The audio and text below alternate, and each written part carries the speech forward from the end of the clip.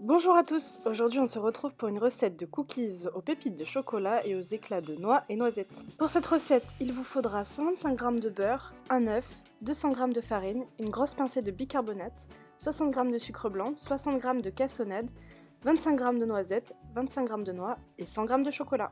Pour cette recette, je vais utiliser mon robot, mais on peut très bien le faire avec un saladier et une spatule.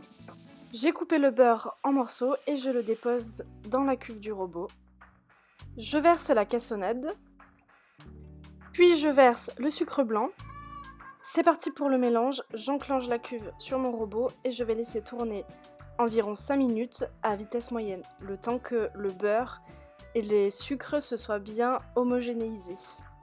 Le mélange beurre et sucre est prêt, voilà ce que vous devez obtenir. J'ajoute l'essence de vanille, l'œuf, j'ajoute une grosse pincée de sel. On mélange à nouveau. On laisse la préparation de côté, on prend le chocolat et on vient couper des grosses pépites. Si vous voulez aller plus vite dans la réalisation de la recette et vous faciliter le travail, vous pouvez acheter des pépites déjà prêtes. Une fois qu'on a terminé de couper les pépites, on va hacher les noisettes et les noix.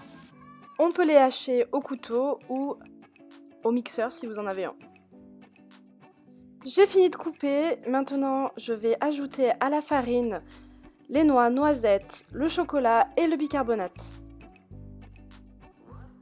Je mélange le tout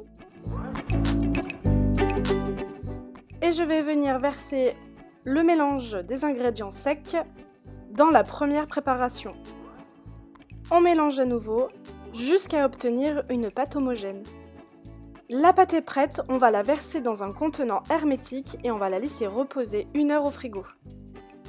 La pâte a bien reposé, je vais former des boules sur une plaque de cuisson avec papier sulfurisé. Une fois les boules formées, on va appuyer dessus pour former les cookies. On laisse cuire les cookies 10 minutes à 210 degrés. Les cookies sont sortis du four, je les laisse refroidir quelques minutes. Et voici de délicieux cookies prêts à être dégustés. N'hésitez pas à me donner vos impressions en commentaire si vous avez réalisé cette recette. Et n'hésite pas à t'abonner. À bientôt sur Une Foodie en cuisine.